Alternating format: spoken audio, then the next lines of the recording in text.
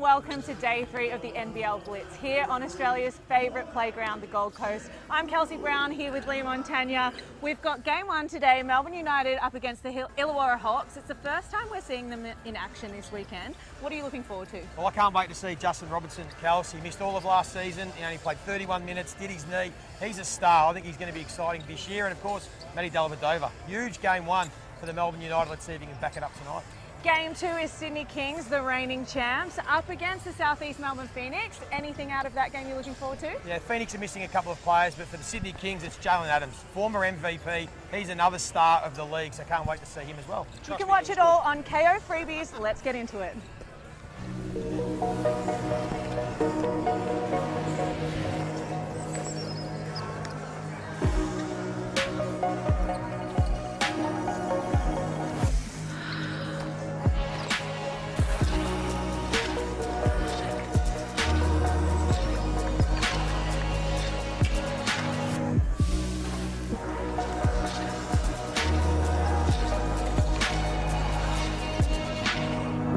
Stay up to date with all the latest direct from the NBL? That is enormous! Well, download the free NBL app now. It's jam-packed with live scores, stats, exclusive content, and much more. Get it from the App Store and Google Play now.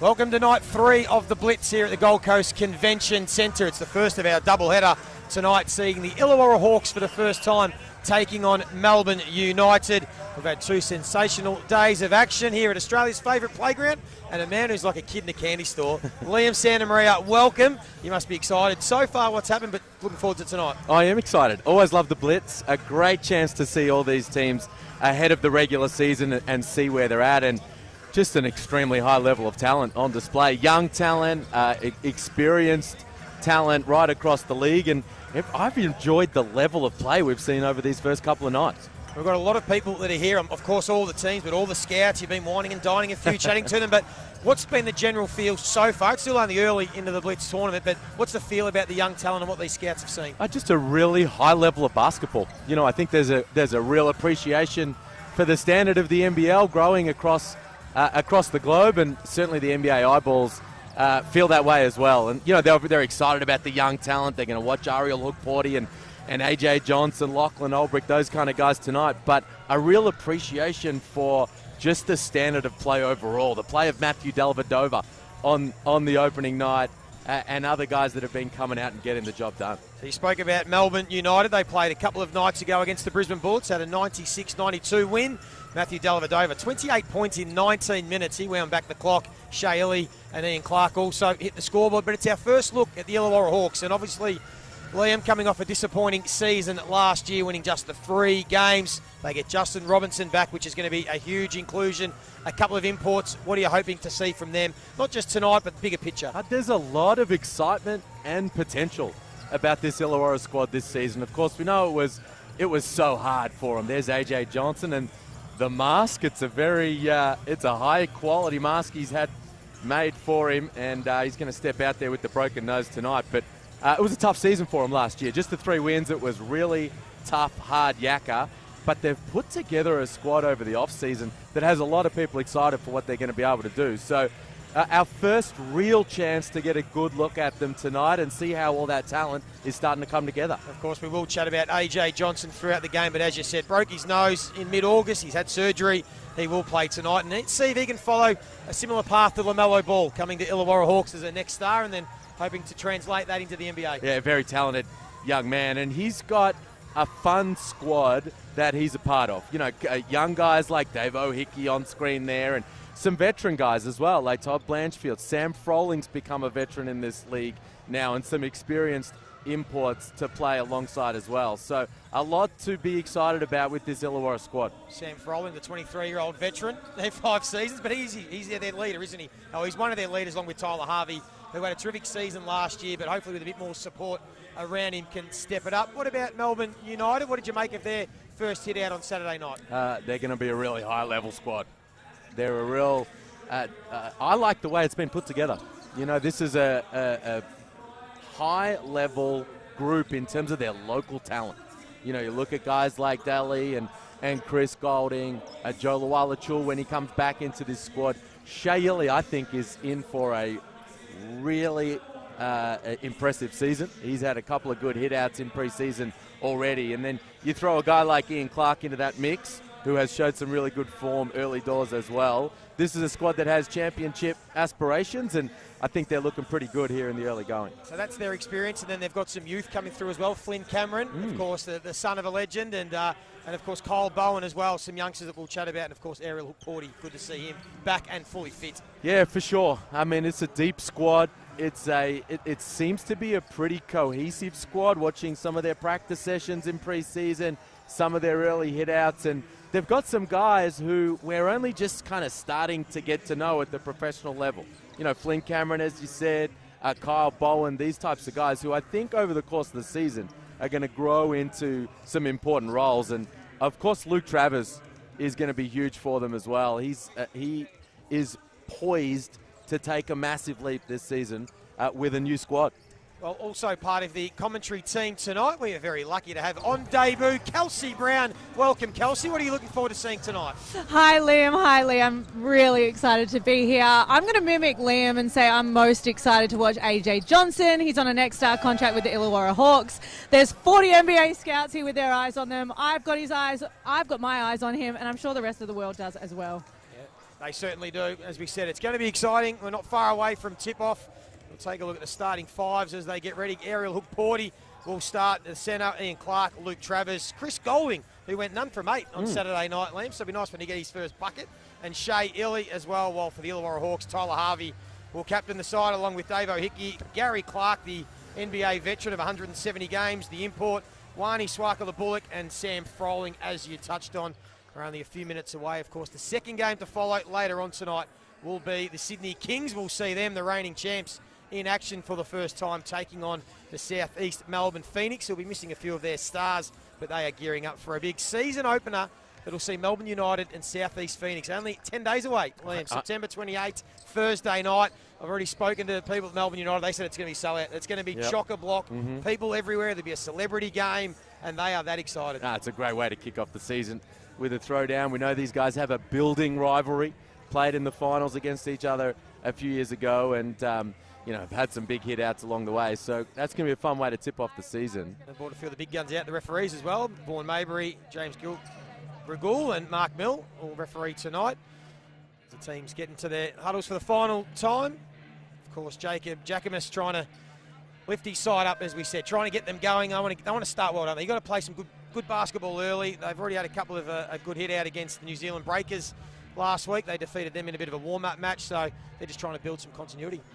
Yeah, it's a really deep squad, this Illawarra group. Matt Campbell, Jacob Jacomus, they've done a great job over the off-season of bringing in a bunch of talent. I think they're deep at every position.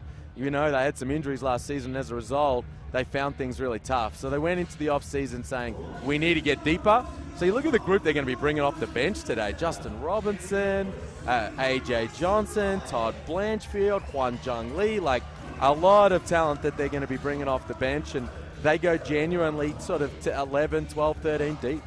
Of course, Dean Vickerman signed a 4-year contract extension. There was a little bit of conversation about where he would stand, but no doubt one of the great coaches in the NBL. He will lead this Melbourne United side again.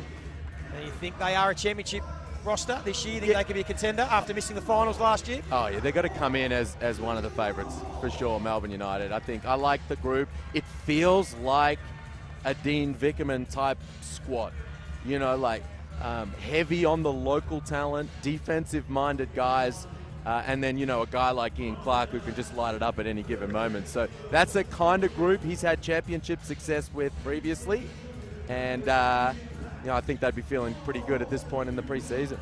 Really only just missing Joe Lual-Chul, the Melbourne United, but all reports is his progress is going probably better than expected, so maybe it might not be mid-November. I think they were initially thinking it could be back a little bit earlier, but Rob Lowe is a handy replacement who Dean Vickerman lured out of retirement and get him to play some minutes tonight. As we're all set here, Gold Coast Convention Centre, crowd building nicely. As we said, the first of a doubleheader, day 3 action. And it'll be the next star, Ariel Hookporty, up against a local star in Sam Froling. And then we're underway. Shea running the point for United. Great to see him fit and healthy. Tyler Harvey guarding him, always so tough when he gets to the basket. Here's Hook Porty. First look at him, nice finish. Well, that'll feel good for Ariel Hook Porty. I think, played his first Blitz game the other night since the Achilles injury, which happened in the preseason tournament 12 months ago. So I think kind of got over that hurdle the other night. 8 points, 8 rebounds, and a nice little confidence builder for him in that opening possession. How do you think he was moving? Did he look sharp to you? Oh, he looks sharp. Yeah, it's more about those mental hurdles for him as Tyler Harvey hits the side of the backboard. Bit of rust out early for these Hawks playing their first game. Speaking of a bit rusty, Golding went none from 8 on Saturday night. First foul. Well, he's seen a few preseason tournaments over the journey. He's Chris Golding. He's not too fussed. It's year 17 in the NBL for the two-time champion. So I think he won't take too much, won't be concerned too much from a couple of misses early in the Blitz. It's always a balance, though, isn't it? Trying to find form, but also just making sure you don't get too many minutes too early. Long season. Here's Gary Clark. One of the new imports. Harvey looking to be aggressive. Good hands from Illy. And a turnover. Fun matchup. That one right there. One of the premier offensive players in the league, Tyler Harvey, 4th in the league in scoring last season. And Shea Illy, who is widely regarded as one of the best, if not the best, on-ball defender. Moving screen called against Luke Travers. What are your hopes for Luke Travers this season? Big year. Melbourne. Big year, no doubt. He's coming in at what, mate, year 5, I think, for him. And, it's time to make a big old leap for Luke Travers. That's why he's flipped it up. He's left Perth, come to Melbourne.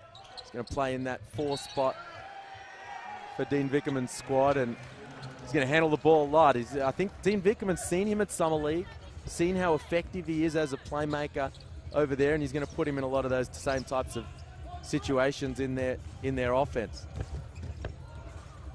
A couple of turnovers early to the Hawks. Here's Travers looking to be aggressive, and he was met at the rim by the bullet. Foul. And there you see it right there on that play. Illy is the point guard. He advances it, but when Travers gets it up the top, it's the step-up ball screen from Hook Porty. Rejects the screen. Strong attack on the rim, and he's headed to the free throw line.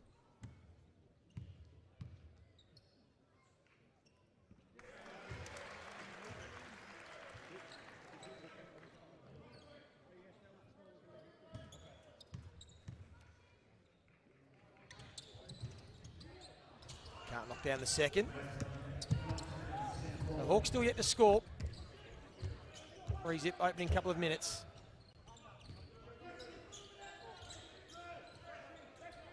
Here's Froling. You said runner-up in the next gen. Winner last year, runner-up behind Golding. Still trying to find his form. He's way off. Good find from Luke Travers, though. Chris Golding is a weapon in transition, and he hunts shots in those types of situations. So a good idea for Luke Travers to look for him and try to find him in those types of situations. Cole Bowen checking into the game for the first time. Youngster in his first full season as a professional, a 22-year-old originally from Perth.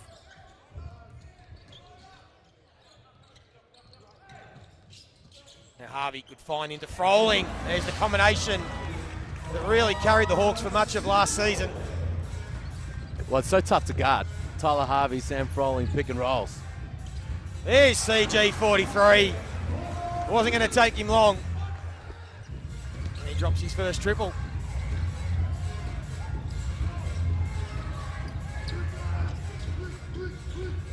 Again, the on-ball screen from Froling. This time it's Hickey looking to get to the basket.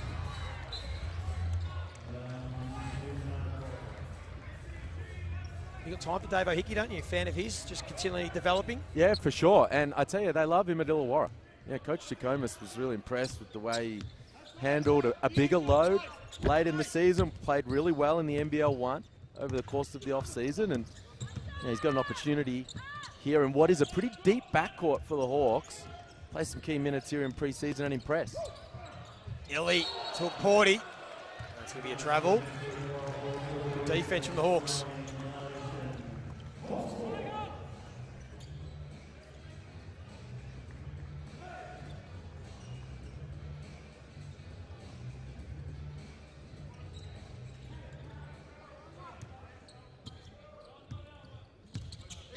Hickey running the point.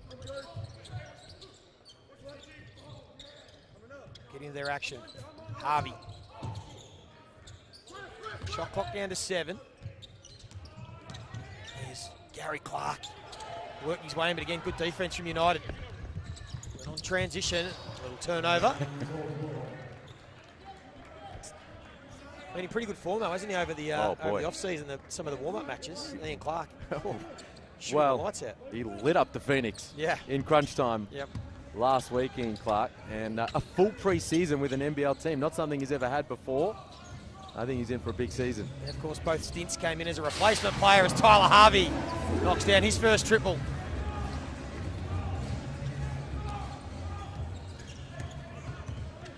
Full season of Ian Clark's going to be interesting to see how big of an impact he can have. We know he's a winner.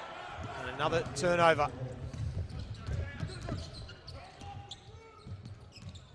Rolling, wanting to get to that left hand. And hook Porty. Oh boy.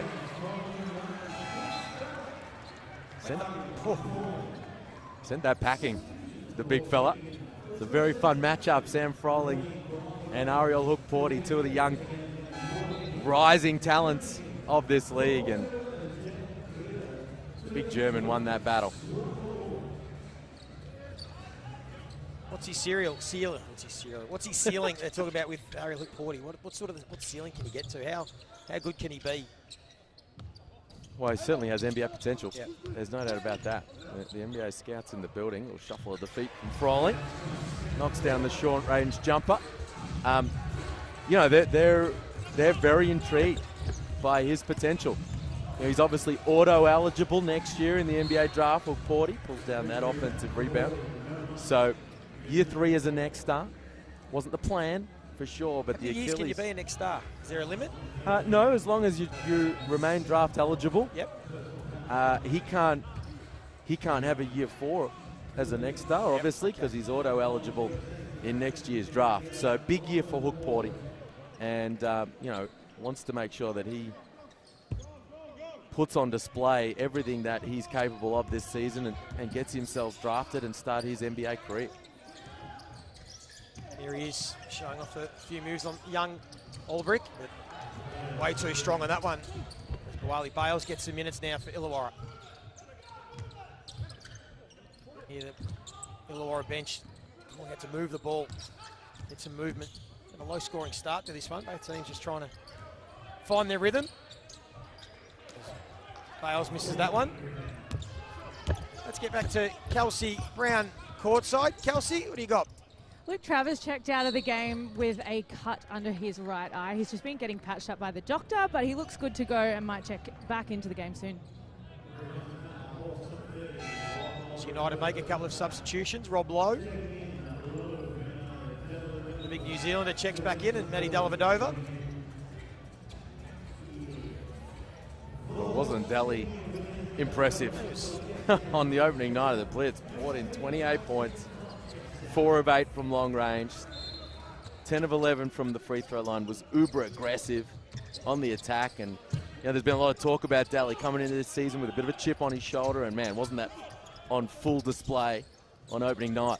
There he is, continuing on his red hot form. Shooting that thing with confidence. He's feeling good about his shot. No hesitation. Some of that herky-jerky element of his stroke is not there as prevalent as it has been previously. I like this young kid, I know you Ulbrich. do, Lockie Ulbrich. You're a big fan. Yeah, you think another one that potentially could be NBA bound? You think he's got the qualities? He has a whole heap of potential.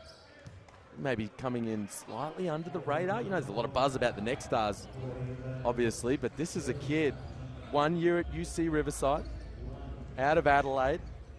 He was the Big West Freshman of the Year in that season, and at 19 years of age, look at the strong body on him. 6'9", genuine 6'9", and highly skilled. I think he's gonna have a really good rookie campaign in the NBL.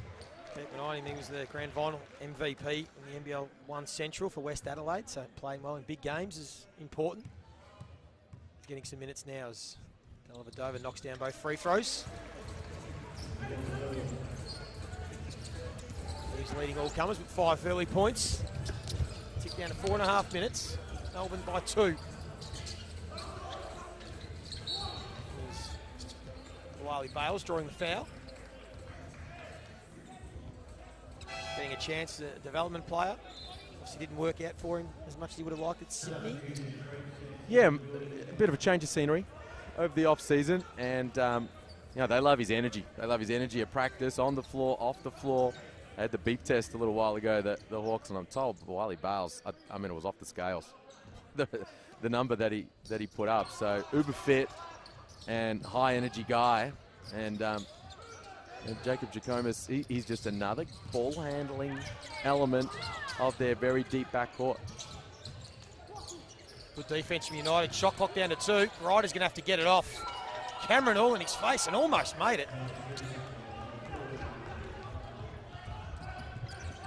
There is Flynn Cameron. Showing his handles, kicks it out. Dellavedova will work with Lowe and get into their set. Lowe on the youngster. Here's Tanner Krebs getting his first minutes tonight. Then shot clock running down, so both teams just struggling to find their groove on offense. That's good D. That's good D from this Hawks squad. Jacob Jackomas has been preaching the defensive end of the floor throughout pre-season. You're going to need to defend if you're going to want to stay on the floor for this squad this year. And they got it done on that occasion as AJ Johnson checks in. So tell us a bit about AJ Johnson, Liam. Well, he's a super talent. 6'6", 18-year-old out of Southern California Academy, 5-star prospect.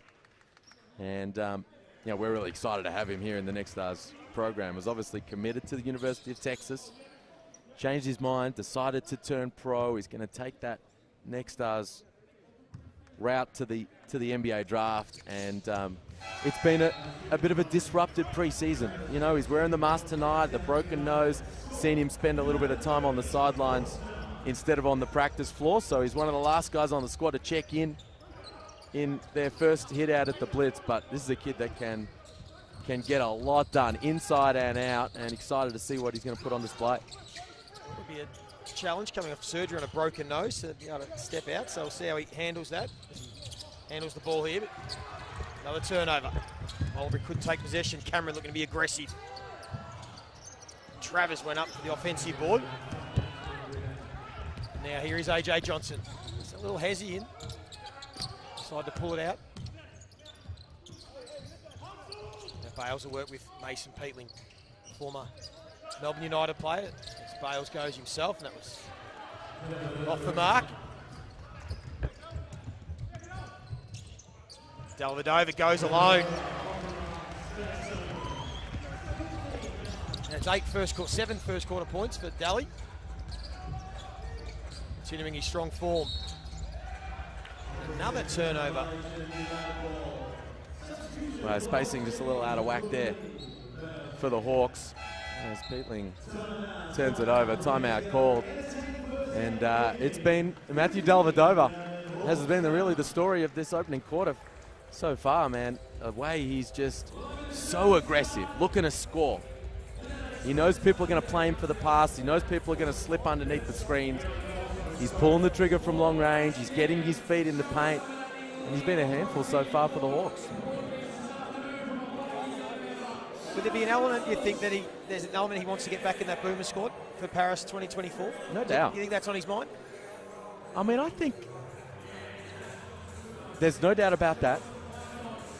Delhi is a guy who was told no, and it's not possible. And when he hears that, you know, for his whole way coming up through the ranks, you know, for his dreams of playing in the NBA and playing for the Boomers, you're too little, you can't shoot it well enough, so on and so forth. And then he became a staple of that, that golden era of Boomers basketball and an NBA champion, getting things done alongside some of the greatest to ever do it. So he's beaten the odds time and time again. Most people feel like that time in the green and gold is over for him now. The fact that he wasn't on this World Cup squad, but he's working harder than ever. He's coming out and he said, you know what, I'm going to let my play do the talking. And so far been really impressed with what he's putting on display. It looks like he's re-energised, Daly. Of course, had the stint over with the Sacramento Kings. And he's back here at Melbourne United. And he's looking to lead this side. Of course, his first point of call is to win a championship with them. And there he is again. Been a standout in this first quarter.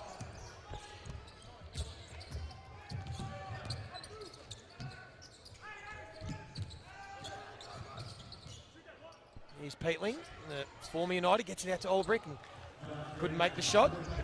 Kelsey Brown, you were listening in at the huddles at quarter time. What did you hear? Yeah, Coach Jackaman said they need to be intimidating at both ends of the court. He was quite calm and collected and wants to see them be intimidating for the next 2 minutes. Thank you, Kelsey. They might have to do something about Matthew Dellavedova. 12 of the 20 points in this first term. And here he goes again, not done with yet, draws the foul. Smart play by AJ Johnson, young teenager making a veteran savvy play, stopping the ball in transition. But man, Daly, uber impressive. With the jump shot, with the floater, getting to his spots, man, he looks super fit. As we've said, really, really aggressive. And he was the story of the opening night with 28 points. And man, he is piling it on here in this first quarter. United looking to win their second game of this Blitz. Of course, there is a cup up for grabs, the Loggins Bruton Cup. So you get a maximum 7 points. You get 3 points for a win and a point for winning each quarter. And there will be an award for the most outstanding player, the Ray Borner medal. I saw Ray Borner yesterday. I remember him growing up watching Ray Borner, and I would think Matty Dellavedova right now. Be a big chance to win that medal. He has 14 first quarter points. We tick down inside the final 2 minutes. They've got a big lead as well, United. It's out to 13 points. So can Illawarra get something going on offense? Here's Peatling. And he gets an open lane, goes hard. The seas parted for Peatling. Strong finish. The shot blocker coming across in Luke Travers, and Peatling goes right into the body of him. Fends off with the body and rises up as Daly. Oh, he's got it all going, Dellavedova. Well, that's 14. That's now 17. 17, sorry. Wow. First quarter points. That man's on fire. Harvey, he's already knocked down one triple, kicks it out to Johnson. He's got the match up on the veteran Dellavedova. It was a good move, just couldn't quite finish. It was a little bit of a welcome to the NBL moment here for AJ Johnson. The veteran Daly, and he's a handful at both ends of the floor. So strong defensively as you try to attack, and then piling on the points at the offensive end. Is there a heat check? There is. Couldn't get that one. Just a bit short. And now Ian Clark will try his luck from the logo. And he continues his red-hot form throughout the pre-season. And now it's a big lead for United. They're out by 17 inside the final 40 seconds.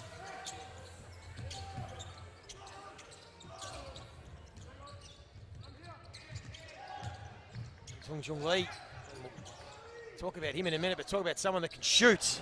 That is what this guy can do. He can stroke it. In fact, needed to pull the trigger.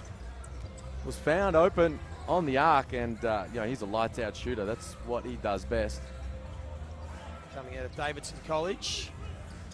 Derek Rucko last night. Let's talk about the alumni, the Davidson boys, how tight they all are. They all keep track of each other as Krebs falls short. Time will run out in this first quarter as Peatling lets it fly. In a quarter that was dominated by Melbourne United, 28-13, and it was off the back of Matthew Dellavedova. 17 first quarter points, a couple of triples, got to the free throw line. He did it all. Coach Jackomas will have some thinking. Try and work out how to get his Hawks back into the contest. What did you make of the first quarter?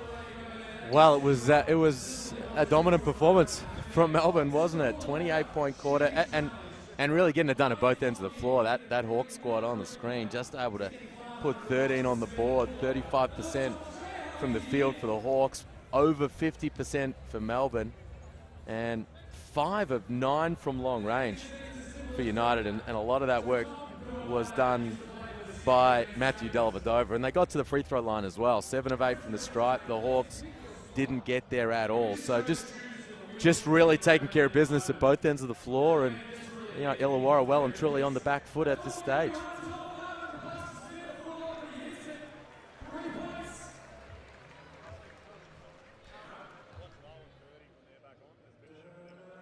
Matthew Dellavedova, 5 of 6 shooting, 3 of 4 from downtown, and made all 4 of his free throws in that opening term, coming off the 28 points in 19 minutes. Throughout this second term, we have a very special guest joining us. We're very lucky, Liam, to have Sam Vicini, draft expert from The Athletic. Welcome. How's it going, guys? How you going, Good Sam? to see you. Thanks for joining us, mate. What are your first thoughts? Delhi. The Delhi's cooking. I'm glad that I showed up, and Delhi's shot looks unbelievable. It's super fun. This is a great environment. Delhi picked a great time to go nuts at the Blitz. He's been impressive, hasn't he? Opening night, 14, 28 points. We were talking about the stroke. Looks a lot more fluid than what we've previously seen over the years from Delhi, and just how aggressive he's been, Sam. We know that he's always going to play that way at the defensive end of the floor, but he's come out a little bit like St. Mary's Delhi, looking to score offensive. Well, the big thing that I got told about Delhi coming into this NBL season is that in the Australian camp, he got into unbelievable shape leading into that camp in order to play for the Australian national team, hopefully. And I think you can see the fruits of that bearing itself out right now more than anything else. We'll just get to Kelsey Brown. You're in the Illawarra Hawks huddle at quarter time, Kelsey.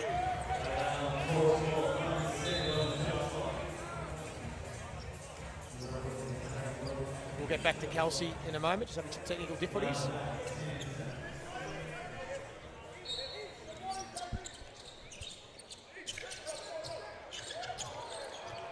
There's Gary Clark under the basket, draws the foul. So you're talking about Delhi, back to Delhi. So just turned 33 about 10 days ago, Delhi, but you're talking about the unbelievable shape that he got himself into? Yeah, I mean, he looks phenomenal. The shot looks quicker, I think, too. Like, the release is really quickened up, it feels like. And, I mean, that possession where he just took A.J. Johnson, looked like he wanted to make a point there for the kid. Just real quick. Welcome to the league moment.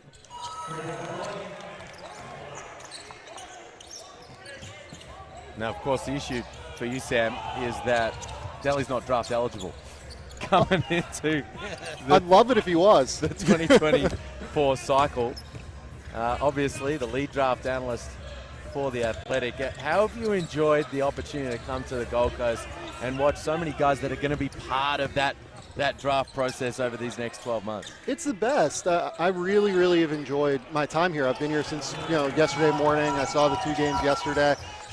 Events like this are so awesome just logistically, getting a chance to see as many players as you can throughout a shortened, condensed time. It's why scouts love these events as well, why you've gotten such a breadth of teams from the NBA side, multiple scouts and evaluators, in some cases general managers, from the NBA teams to come and visit you. So I really can't say enough positive things about this event. I think it's been so well set up. It's just really, really special what you guys have built with the Blitz. And this is my first one, so for it to be here, really, really great. So what about the talent? This is probably the best young talent we've ever had in the NBL. Just roughly, how many players playing in the NBL this year do you think are a legitimate chance to be playing NBA in the next 1 to 3 years? It's interesting. So, there are 2 on the court right now in Ariel Hookporty and A.J. Johnson, certainly. Both next stars, both guys that have NBA tools at the very least, right? Guys that are athletes, guys that, in AJ's case, incredible run and jump athlete, right? In Ariel's case, you talk to scouts about him. What they love is his ability to get rim to rim, right? Just that ability to run the court, to be able to block shots at the basket, to finish above the rim with his length. and he already had a tremendous block down here. I believe, was it against Samson Froling, or I can't remember who it was. But yeah, I mean, Ariel Hookporty, just to speak on him, because he's the one that's on the court right now, a guy that I think I've liked, quite a bit more even than some scouts that I talked to over the course of his time in Australia. I think he's used it really well, even though last season ended so abruptly, unfortunately. What have you seen in a change since pre-injury post? Has he looked differently? Has he moving his shape? I would say that he's in better shape. It's really interesting with Ariel because when he was younger, he was actually like quite heavy set. And, he went to the NBA Draft Combine before he came here. There he is, above the rim. On cue. And he beats guys down the court every time. That's the thing that just stands out about him more than anything. He dunks that ball. He's the last guy down the court on this side offensively, and you see him sprint back, and he was the deepest defender there on that possession just because that's how he plays. The motor is unbelievable. It runs so hot. But yeah, getting back to his frame, I mean, he was a heavy set guy, and when he was younger, it seems like he's done such a tremendous job on his body over the course of his time here in Australia. We'll just get back to Kelsey Brown. Kelsey, you're in the Illawarra Hawks huddle at time? Yeah, they did speak about Matthew Dellavedova a fair bit. They said he was way too hot for their liking. So when he gets back on the court, they want to make sure, he's on now, sorry. But they want to make sure that they're really shutting him down. They don't want him to get any hotter than he is. Thank you, Kelsey. As Tyler Harvey gets to the rim. And Hookporty again. Well, he's having a big impact. He's up and about. He's having a big impact, Lee. He saw Sam slide into the commentary spot, and he said, I'm going to put a few things on display. Yes. I love it. Look, like I said, this is exactly what he does. He loves to play hard. He loves to play with the motor. He goes up with that big left hand all the time and just creates such an impediment at the rim for everybody. He is fantastic as a rim protector. What about from some of the other teams? Sam, who's caught the eye? I saw you commenting on Taron Armstrong last night. You were impressed with the young Aussie? Who else has caught the eye? I think that Taron's the one that, I don't want to say surprised me because I've liked Taron for a couple of years now. He's one of the smartest players for his age that I've ever come across. You talk to him and just the way he thinks about the game and processes the game is unbelievable. But the thing with him is he was always just exceptionally skinny. When he got to California Baptist, he had to be under 170 pounds. And if you told me he was under 160, I would believe it, to be honest. But you look at him now, the upper body, the shoulders, the arms, the chest, it's really filled out. And what that allows him to do is it allows him to deal with contact much better. It allows him to drive and actually maintain his spot on the court and draw defenders toward him to take advantage of that passing ability. He threw felt like 25 passes in yesterday's game that were just so high level. Harvey from the logo, seen him knock down plenty of them, couldn't make it, but ramped up the intensity here for the Hawks this quarter. Want to get back into it on the defensive end. Yeah, he's going to be a fun guy to play with, I think, Taron Armstrong this season. They've got a bunch of guys on that squad that are going to need to make sure their hands are ready. That's right. right. Bobby Clement, Jim McCall, and Sam Menenga, these guys that are going to be able to just get themselves to receiver spots, sometimes on the arc, slashing to the bucket. Yes, Taron's going to find you. That's exactly right. I mean, there was that play in yesterday's game where he's driving on the right side of the court, and he kind of does a little like Steve Nash turn where it looks like he's going to back it back up and then just goes baseline and draws three defenders toward him. And you see Bobby Clinton make a beautiful cut to the rim at that point. He hits Bobby right on his chest. Bobby gets fouled. You just always have to have your eyes up with Taron. And the other thing about Taron, too, is at the end of that game, you could see he was just completely unafraid of the moment. Even though he missed 3 critical free throws, never stopped driving, never stopped attacking. He's somebody that wants the ball at the end of the game in a real way. That's Krebs with the catch and shoot. His first points of the night, Tony Krebs. First season at United, and they're out to 18 points. And a bit of, I was going to say frustration from Tyler Harvey. Which way is this going to go? It's going to be against Shea Ellie. Well, the Melbourne camp not at all happy about that. Just such a tenacious defender, Shea Ili. I mentioned off the top, one guy I think he's going to have a massive season. Shea Ili. We know about this. We know what he gets done at the defensive end of the floor. He's going to guard the primary scorer at that end. But you can see in this preseason action, 15, 6 and 4 the other day, 16, 5 and 5 in that hit out against Southeast Melbourne. People think, well, Daly's coming in, Shea's going to play a slightly smaller role. I think they're going to share the floor a lot of the time for this squad, and he's going to have a really big year. Of course, had those injury troubles last year, particularly the concussions, which really set back his season. And can you imagine a more tenacious backcourt defensively than Deli and Shea Ili? They're going to be miserable to play against for everybody. That's going to be a nightmare. Good point. and you've got a guy in Ariel Hook-Porty at the back of that defense. That's right. Who's ready to send things away. So you can get up and crawl in and send the ball handler towards the shot blocker, and I think that's the approach that they're going to be taking. It's going to be a really tough team to score against. So that's what you're saying about Dean Vickerman's team. Dean Vickerman's going to love that. And you add Luke Travers as well. Travers is another guy that's athletic defensively, covers a lot of ground, really tries to be active with his hands on the perimeter, looking for steals, looking for weak side blocks. This is definitely a team that I'm looking at. I think they can be a top 2 or 3 defense in the league, certainly, if not the best defense in the league. Sam, what a lot of people watching may not know, obviously, as I said, you're writing the draft stuff and the NBA stuff and the prospect stuff for The Athletic. Oh, no. But you're based here in Australia. You're based in Melbourne, big Essendon supporter. That's where I thought you were going. We're going there. I feel your pain. It's been a tough journey for our Bombers. But how do you go about balancing the time difference? You got most of your audience, let's be honest, is in North America. You're here, and you're trying to make it work in terms of working from abroad. How does that all play out for you on a daily basis? My day starts a little bit earlier. Like, I'll probably try and start working, at 7:30 in the morning.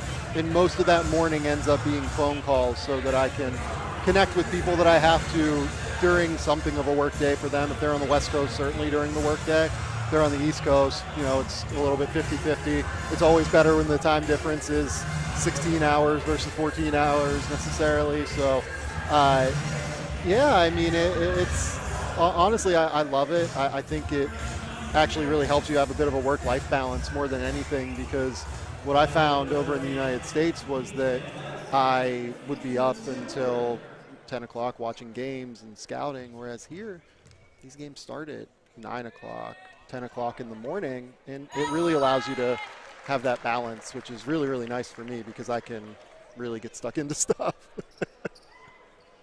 Kelsey Brown, you're in the Melbourne United hub at that time out. What was the message? Yeah, Dean Vickerman was really happy. He spoke a lot about their offensive sets, trying to get it through hands. They've let a few quick ones off, so let's get it through some hands and operate like that moving forward. Quinn Cameron now running the point for United, leading by 16. Here's Travers looking to get downhill. And Hook-Porty cleans up. Another 2 for him.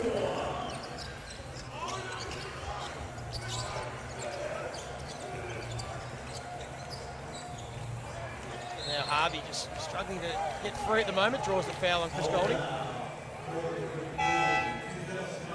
Just 4 points for Tyler Harvey, former runner-up in the MVP a couple of years ago.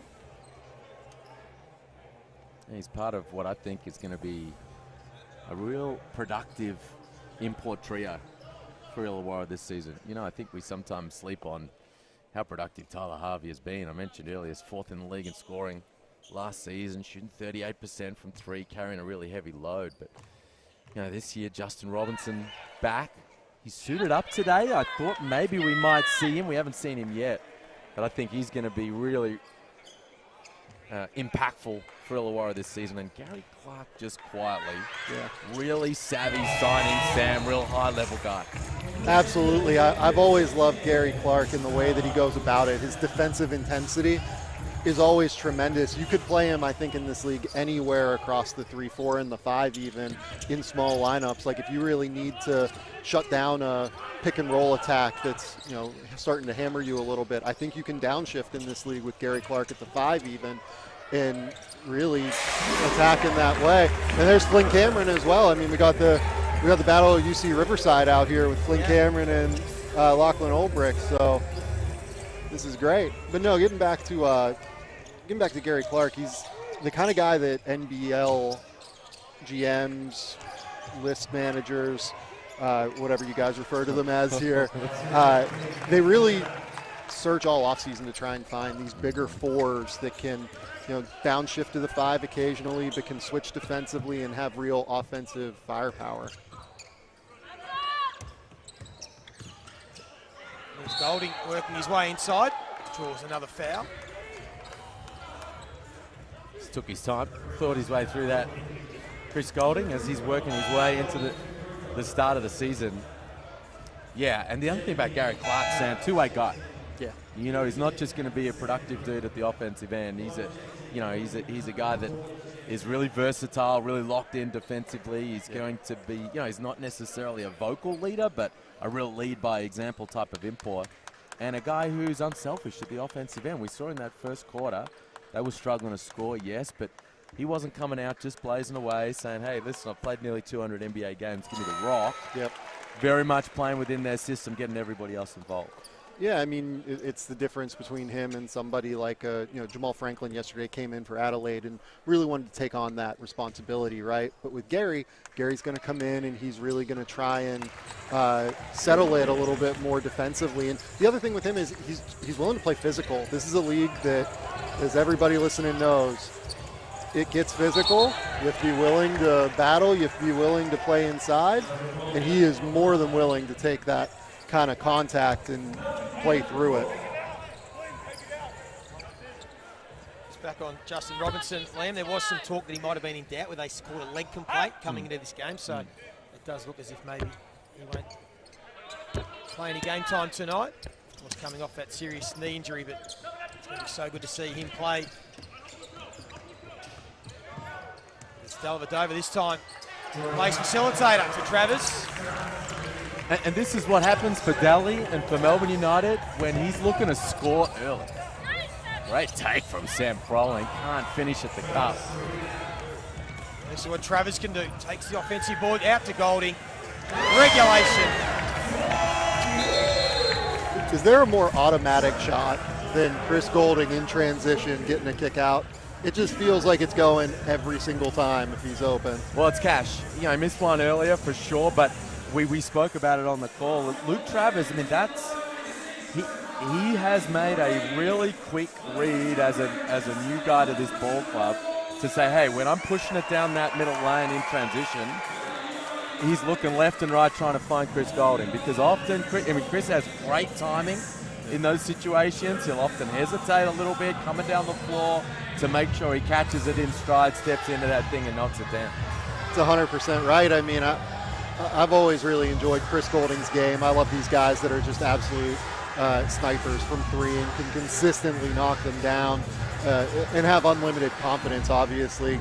Golding is a guy where, and it's rightfully so, of course, given how good of a shooter he is, you never feel like he feels like it's not going to go in. You know what I mean? Like, he knows that ball is going to go in when it leaves his hand, even if he's 2 for 11 on the day or something like that. Sam, we obviously, we speak to you about AJ Johnson, Alexander Sarr, Luke Porty, some of these next stars that we know are high-profile NBA draft prospects. There's AJ, just trying to get his face mask sorted as he checks back into the game. But I want to chat to you about Lockie Olbrich. Yeah. Another, there are, you look at Taron Armstrong, Ben Henschel, a bunch of guys around the league, not necessarily next stars, but have a real high potential and have some NBA tools. What do you make of Lockie Olbrich as he enters his first year as a pro? Yeah, look, I think he's definitely a multi-year guy here in the NBL. Like, I wouldn't expect him to have such a year this year to where he is. Here we go. Oh, right, Johnson makes his mark. It's a good first bucket for AJ. That's what he does. He gets out in transition, loves to run the court, loves to finish above the rim, something he's really, really capable of. But with Lockie Olbrich, I mean, he's a guy that I was a little bit surprised, like when I talked to NBA teams, he's not nearly an NBA player quite yet, but They have interest in him just in terms of watching him long-term develop with his handle, with his shooting ability, at his size, is just overall fluidity athletically. Like he's not like a parking cone out there, right? Like he can really move his feet for his size, and guys that are that skilled, that are that size, they're always going to get looks. Just on a little run here, the Hawks. A 5-point run, can they get back inside 20? It was as much as 25 just a moment ago. Here is Olbrich out to Grider.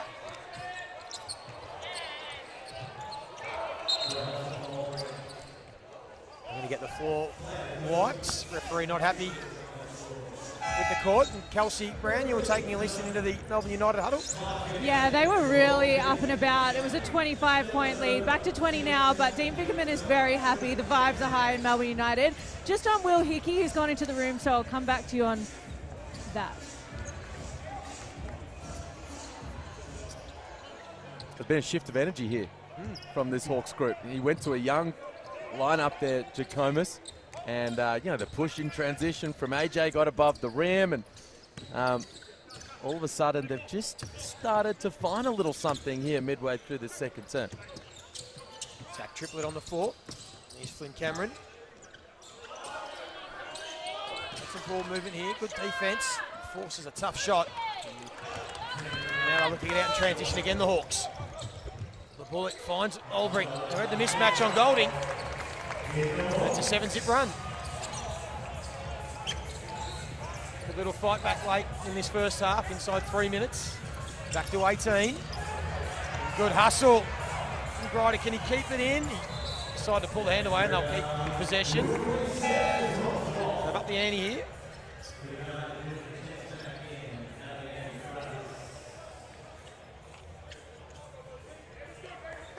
Of course, it stems from their work at the defensive end.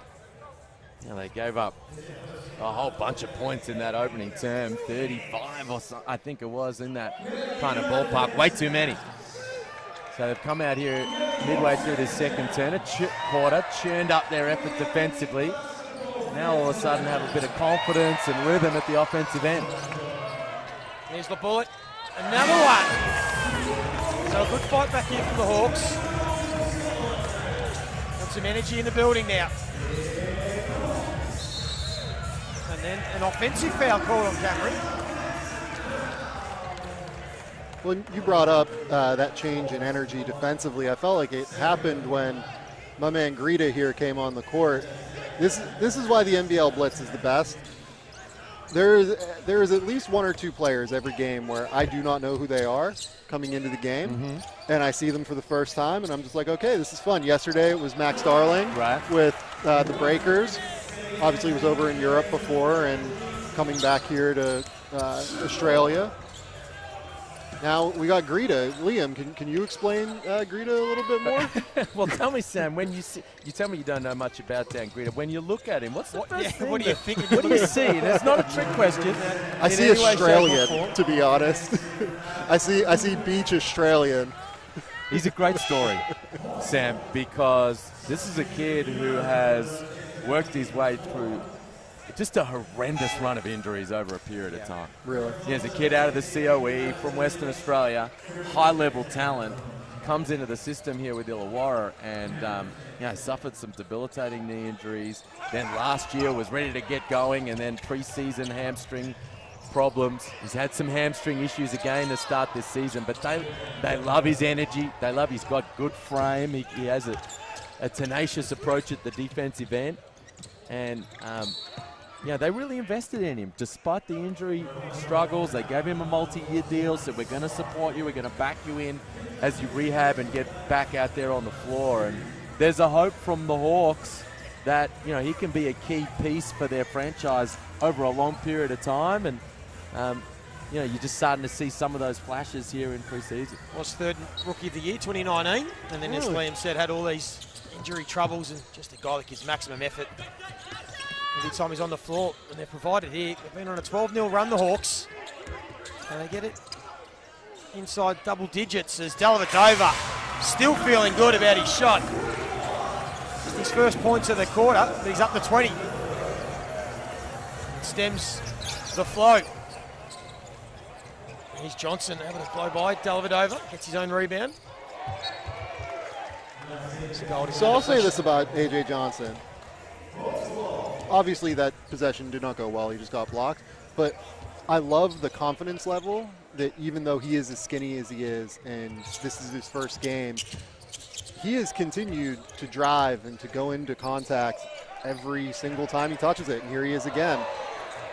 That lack of fear, I think, is really valuable for him because there are going to be trials for teenagers that come over here. It's going to be hard, but staying confident through that is what's absolutely critical, I think, for a young player to overcome those hurdles. And especially as we're talking about with a guy that's just had surgery on a nose as well. Totally. For a young kid playing against grown men, it's going to be something as a mental hurdle as well. 100% right. Here he is again, late in the half. Melbourne have just steadied to get it back to 19.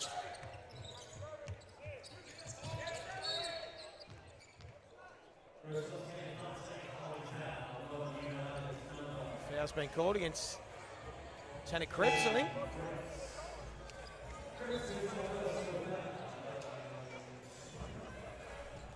Yeah, just getting involved with Lockie Olbrich as he was rolling to the cup there. It's a good point. It's been interesting chatting with the Hawks guys, Coach Jackomas, Coach Tatum, and the group there. They've said that when AJ's got that mask on, it's almost like he grew in confidence to attack the rim. He said, yeah, I got the broken nose, but I got this extra layer of protection on me now. And I've seen some footage from their practices of him just attacking ferociously, getting up above the rim and finishing in style. And yeah, you've seen some of that here in this first half. Well, and I love to see it too because I felt like there were times in high school where he would occasionally be a little bit more of a perimeter player than we would hope to see. So for him to come out here in his first game playing with Illawarra, it's really, really impressive to me that he has attacked in half-court settings more than anything else. He's always going to be willing to go, always going to be willing to attack in transition, but that willingness to just get to the bucket in half-court settings, that's the differentiator for him, I think, and that fearlessness is big. Well, all that hard work from Illawarra to get back within 13 just got undone late in that half. Melbourne went on a run. They lead by 22 points. Matthew Dellavedova setting us alight. Sam Vicini, appreciate your time. Thank you. Enjoy the rest of the week out here in Australia's favourite playground, the Gold Coast. There's plenty happening. It's been a big first half. Liam, we'll get your take on the highlights in a moment. What have you made of it in the first half? Impressive. Let Sam go. Thank you, Sam. Good on you, Sam. Impressive from Melbourne United. You know, obviously in that first quarter was just a dominant performance. And I enjoyed the fight back. I enjoyed the fight back from the Hawks in that second term. Good response to what were no doubt some strong messages from Jackomas. Churned it up at the defensive end, got themselves back in the ball game. And then Melbourne towards the end of that quarter. Just a couple of key possessions, a big triple from Golding to finish it off to re-establish that 22-point lead. Well, Matthew Dellavedova's the story, 20 points in the first half. Chris Golding started to find his range with 11. And a whole host of scorers for the Illawarra Hawks that were just struggling to find their best form on offense. They trail by 22 points. We'll take a short break. We'll be back to dissect the first half straight after this.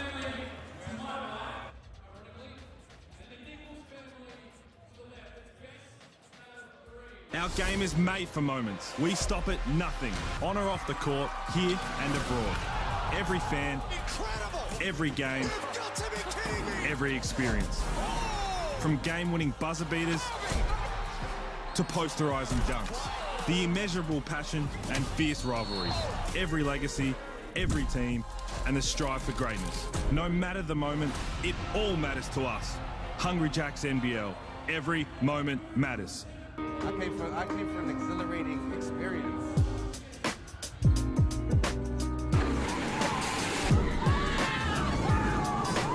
Bit of an exhilarating experience today, you know. Getting to get on the rides and stuff like that. So it was awesome to get out there and, you know, I feel like a kid again, I guess. That's a one and done for me. I'm not gonna lie, that took it all the way out of me. Yeah, I mean, it's a nice place to be. It's obviously got nice beaches and nice weather. Always a good destination to visit.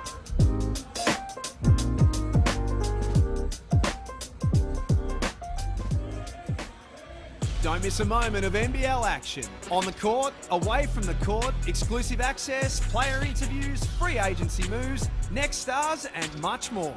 The NBL's YouTube channel is your one-stop shop for all things NBL 24. And don't forget to hit that subscribe button to find out all the latest news as it happens. Search NBL on YouTube to get watching.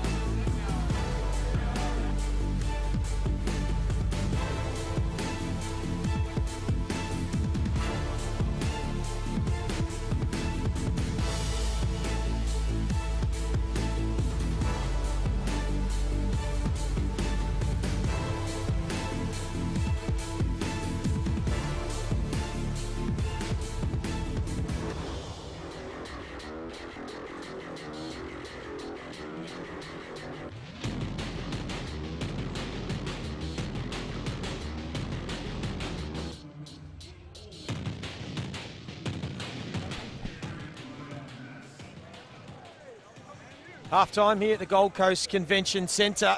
It's Melbourne United leading by 22 points at half-time, 56-34. It's Matthew Dellavedova with 20 points. We take a look at some of the numbers from the first half. Liam, we touched on it earlier. We know the first quarter was all about Daly, but Chris Golding as well was able to get hot in that second term, 3 from 5 from long range. And really, they've put up 56, and Ian Clark's only got the 3 points. Yeah, well, they've poured it on, haven't they? 28 points in each of the quarters. Melbourne United, and they've been lighting it up from long range, 11 from 18. Just shooting the heck out of the ball, 61%. So they're wide hot, Melbourne United, and Matthew Dellavedova is a big part of that. You know, he certainly has led the charge, 4 of 6 from long range, and he's just been uber aggressive. And I tell you, he's been the story of this NBL Blitz so far. You know, he comes out on opening night, pours in 28, gets his team over the Brisbane Bullets, who I think are going to be really good this season, and then just pours in 20 points in that opening half. And as a result of his confidence, his aggression, you know, the rest of this Melbourne United squad is all of a sudden flowing with confidence. As we take a look at the first half highlights, we'll just ask about the Illawarra Hawks. What have you made of them offensively? We know how much they struggled last season, just the 3 and 25. They've got some more talent out there, but just hasn't got quite clicking yet in their first game of the Blitz. Yeah, they had some struggles, especially at the defensive end. The reality is, if you're going to give 56 points up in a half, you're going to find it difficult because you can take the ball out of the net. This Melbourne team's going to be a high-level defensive unit, plays like that from Ariel Hook-Porty. So they're coming up against a set defense time and time again, Illawarra. You saw in that second quarter when they started to get flowing, they got some stops. They got out in transition. That's where AJ Johnson's at his best. That's where Sam Froling can have an impact as he runs that middle cylinder, and it's where Tyler Harvey likes to do most of his damage in transition as well as he hunts shots from the three-point arc. So it starts at the defensive end. They weren't able to get stops. Melbourne poured it in from long range and above the rim, and as a result, the Hawks find themselves trailing by a big margin at halftime.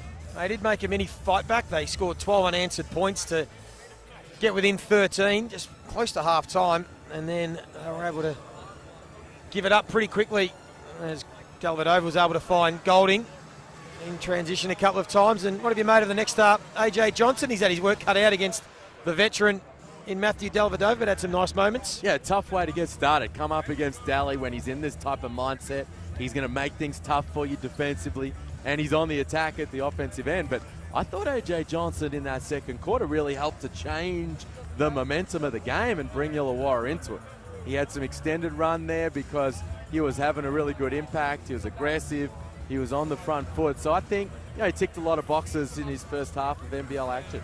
Well, we'll take a quick break. We're just inside 4 minutes away from the second half. We're back with all the action straight after this. LaMelo Ball, Josh Giddey, Usman Jeng. The NBL's Next Stars program has become an elite pathway to the NBA. But who's got next in NBL 24? Hook Porty, Flowers, Johnson, Clintman, Rubstavicius, Saar, Tui, Zakarski. Who will shine brightest? Find out more at nbl.com.au/nextstars. You like good weather, good food, good vibes. It's everything all in one. First shot gotta go in. Camera doesn't know where the ball went. Would they say I'm a good golfer? I'd say I'm better than the average person, but I'm not a good golfer. There's never not anything to do. Like, we got Top Golf here, there's Movie World right across the road, plenty of beaches in the Gold Coast, unlimited restaurants. The Gold Coast is super nice and you can't really complain about anything out here. And there's a heat check right here. Bow! There it goes, right there, side by side.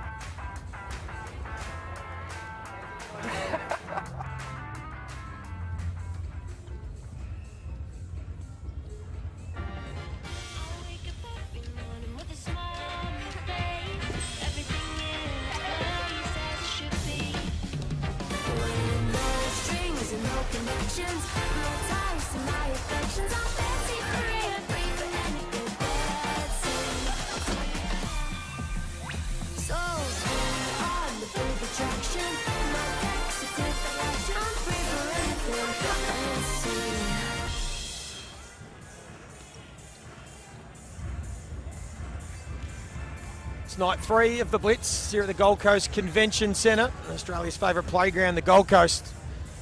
Putting on a show for everyone that's here, all 10 teams, NBA scouts, GMs, a lot of people enjoying what they are seeing. We've had a couple of great nights of basketball so far.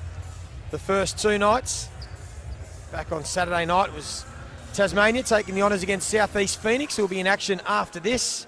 They won that game 97-84. Melbourne United, of course, had a win by 4 points on Saturday to Brisbane, and last night New Zealand Breakers far too good for the Adelaide 36ers and the Perth Wildcats, and Cairns Taipans put on a good show.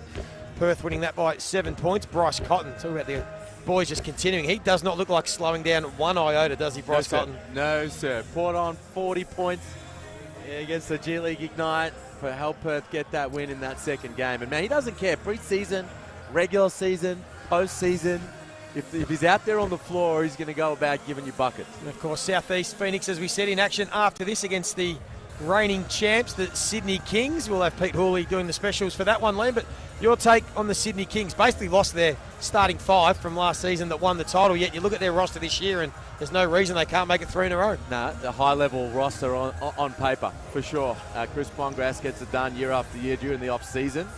Great continuity in terms of the second unit. You know, so they got a real good base there in terms of the group that's going to be coming off the bench. And, you know, they got a guy in Jalen Adams, former MVP of the league, high-level guy that they're bringing back in. And it's going to be interesting how the chemistry that they build with that starting group.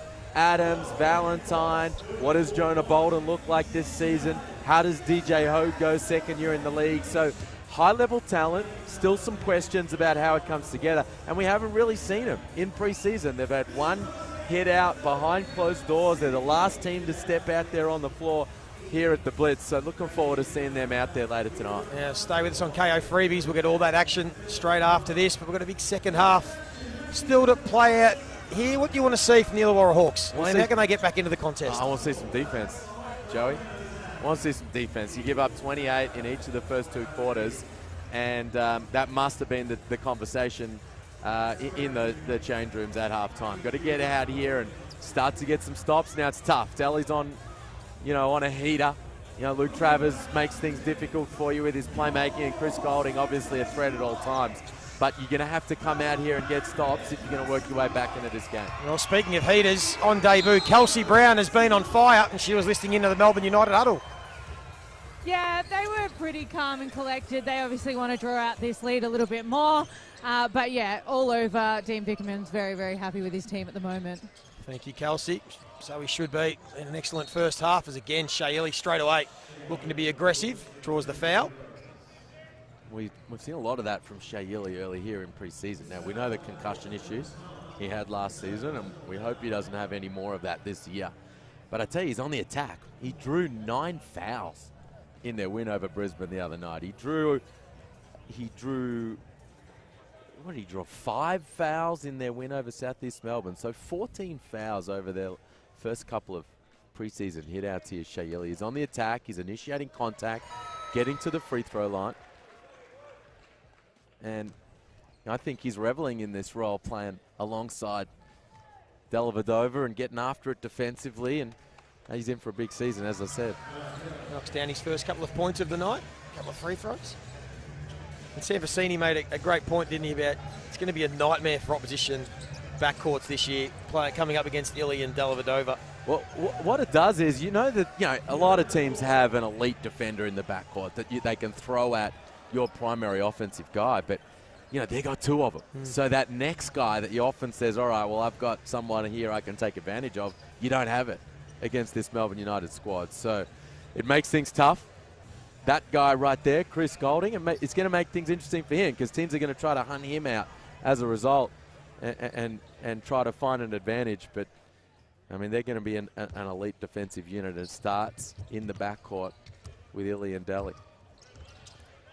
They don't look like slowing down at the moment. Particularly on offense, is Hook Porty had some nice moments above the rim in the first half, and Golding tried to be a little bit too adventurous. Turnover. And Swakala Bullock gets to the basket. Need more of that from him this year.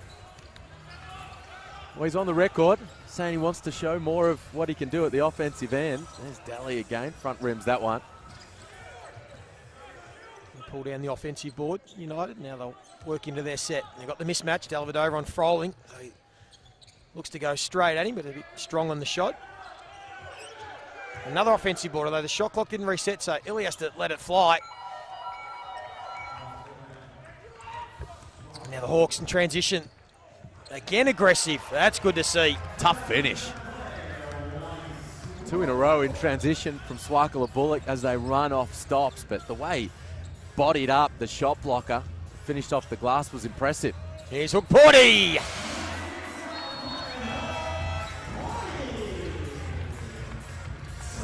And straight away, Coach Jackomas calls a timeout.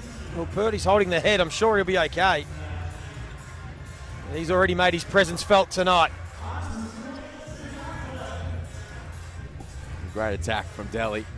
Draws the help D, and that brings Hook Porty in to the mix. The rotations maybe a step behind, but it's those straight line drives that Jackomas wants to chat about. Daly on the attack and sets up the big fella to get above the rim.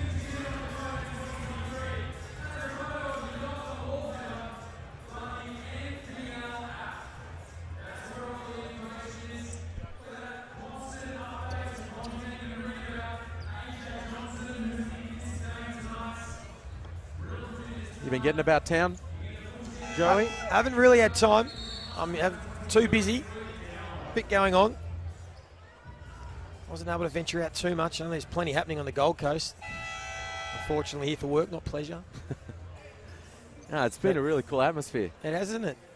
I'm sure others have been talking about it on the broadcast, but real Summer League vibe to the Blitz this year. You've got, obviously, it's become a bit more of an industry event, like the NBA Summer League in Las Vegas. We've got the 40 NBA scouts, and as a result, just as, there's a lot going on off the floor amongst the executives and the scouts, as well as, teams getting ready for the regular season on the floor. Let's get back to Kelsey Brown, who was listening into the Hawks huddle. Yeah, Coach Jacob Jackomas was very animated then. He was very, very mad. There was a lot of expletives, so I won't repeat it. But, yeah, he wants a lot more from his players, and hopefully they can see that in the next 8 minutes. Well, he still might be mad, Kels, because they've just given up another 3 to Shea Illy. And it's back to that game high 25-point lead. As Gary Clark looks to try and peg it back, he's short.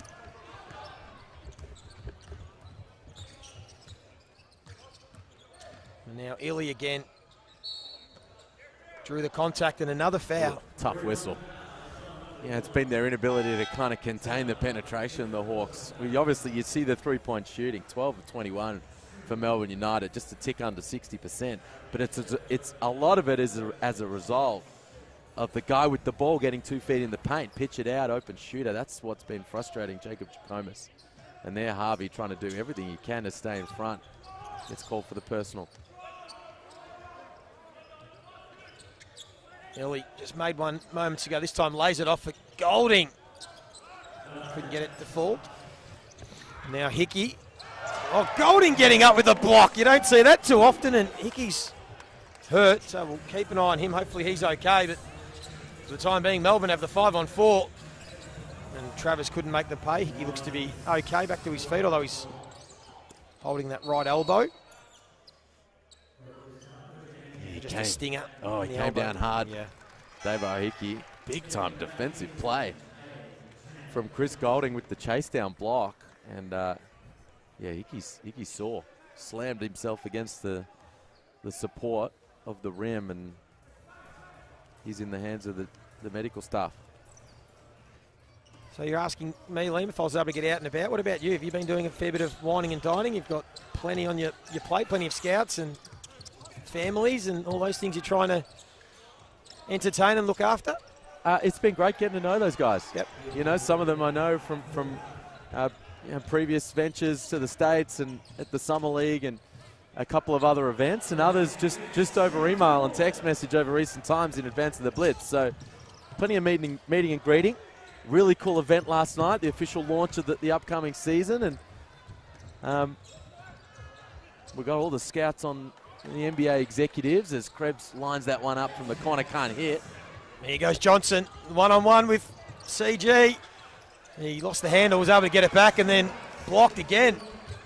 So Melbourne getting it done on both ends of the floor, and then Golding in transition. Couldn't get that to go. So we must say, Liam, you must be very proud of what you've done with the Next Stars program. This is very exciting for everybody involved with the young talent that you've been able to help bring out here to the NBL. So well done to you. Oh, thanks, Joe. It's very exciting. Working hand in hand with Jeremy Loliga, of course, the commissioner of the league, and you know, it's also, you know, it's a credit to the coaches across this league as well. I mean, we talk about the recruitment process. A lot of it comes down to the fact that these players want to come and play for the coaches that are coaching in this league. You know, they put their hands, and it's a big year for a lot of these guys, a big year or two, and there's a confidence in the level of coaching and the level of play that exists across this league to come here and take this pathway. It's a good point, because they are putting their faith in these coaches and clubs, aren't they, to progress their careers to where they want to get to. Mm-hmm. So there is a lot of faith in it. And a lot of that is the head coaches. Nice ball movement from Melbourne. Bowen can't hit, but it's, you know, it's the entire coaching staff that exists across these teams. You know, who's going to be calling the shots on game night, of course. What type of system and style are we going to play? Peatling knocks that one down from 3. But also, what kind of player development coaches do you have in the mix that are going to work with me on a daily basis? So you got to tip your hat to what exists across all of the clubs here that's making it such an attractive pathway for these young prospects. Rob Lowe trying to go to work on young Olbrick.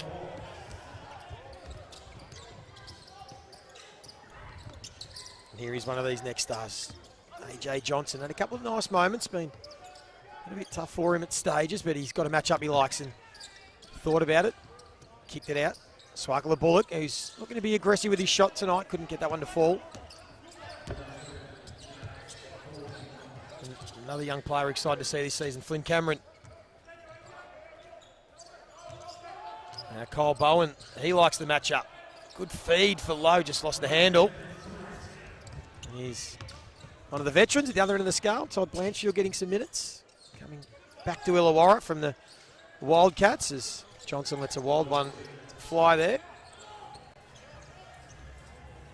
Scrappy little passage here for both teams. Still a 22-point lead to the United. And here's Golding again. This time he gets it. He's up to 14 points. Oh, good action. It was getting a little hectic there at both ends of the floor, and Vickerman just told everyone to cool their jets. Run a play. Defense got held up on that screen for Chris Golding, and when he gets open like that, it's usually down. And Johnson just lost the handle. Now I'm going to ask you a tough one here, Liam. Out of all the next stars that we have, is there one that you're most excited about? Is there one that you've got a little soft spot for one more than the others? Do you have a little fave?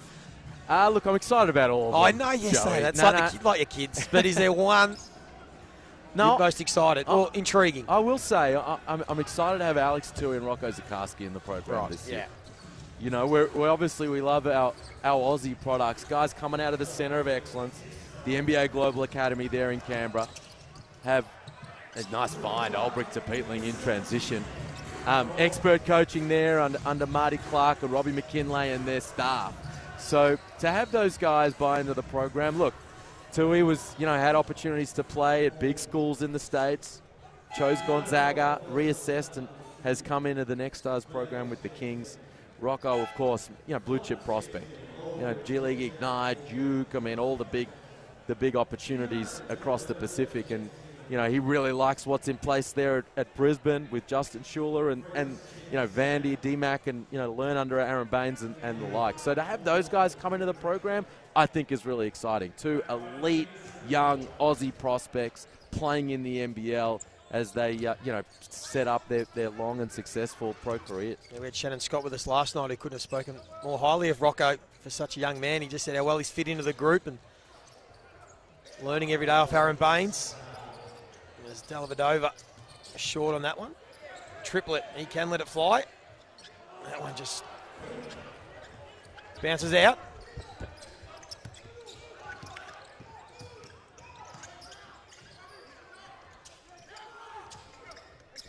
Here's Gary Clark, veteran, as we said, of 170 NBA games. Peatling's made one already. And Greeder is doing what he does, draws a foul, trying to hustle on the offensive boards.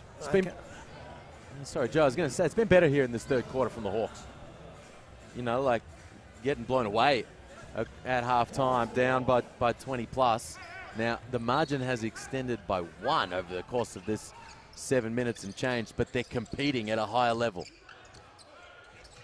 Blanchfield looking to bounce back this season, gets that to fall.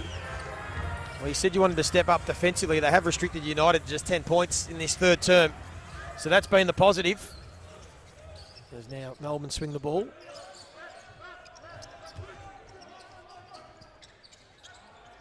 Good ball movement again from United. And this time Triplet makes them pay. Stepping up into a full roster spot this year, Zach Triplet, and he can really shoot that thing. You see it on display there from the corner. Vickerman has the confidence to throw him in. He's going to get some preseason run here at the Blitz, and if he's open, he's going to knock that thing down. Brad Newley, the veteran, checks in.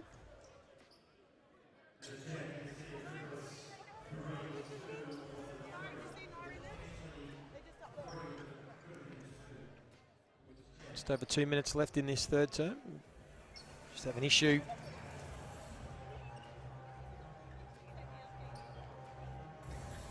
You can see some of the Sydney Kings boys just coming out to check out some of the action. As we take a look at Triplet, they're just checking whether that was a three, I think, and that clearly was a foot on the line. So they'll just adjust the scoreboard, make it 22 points. Clark tried to force that one into Peatling. Good active hands from United. Now Cameron.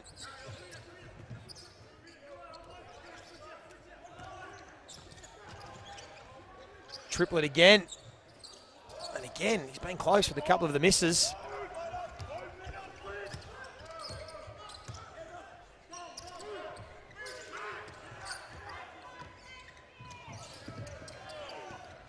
Some heavy contact with Peatling as Greeder looking to be aggressive and a chance for a three-point play. Well done, Dan. Tough finish.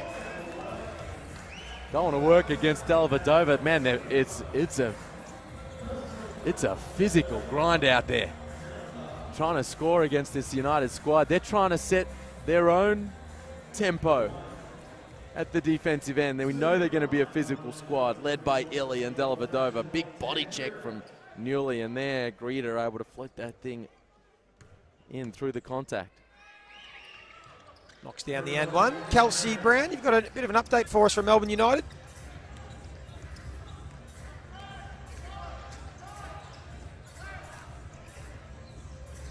We'll get back to Kelsey in a minute as Dellavedova with that little step back move just off the radar in this third term.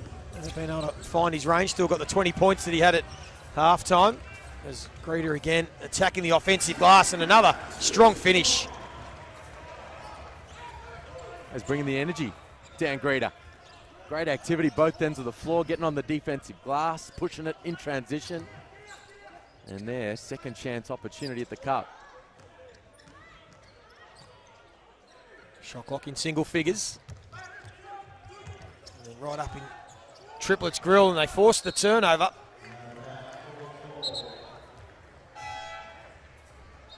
Tanner Krebs will check in for the final 41 seconds of this third quarter. That's another guy, Tanner Krebs, I think was a savvy signing in free agency. He was available for a really long time last off-season before Brisbane eventually re-signed him, and he's a guy I think who has another couple of levels to get to here in the NBL, and really high basketball IQ, can shoot from long range, can handle it, can play make a little bit off the bounce, and just adds to the depth of this Melbourne United squad. He was playing good basketball last year before he got injured, wasn't he? And then just didn't quite come back the same with that foot injury as Bales gets to the rim.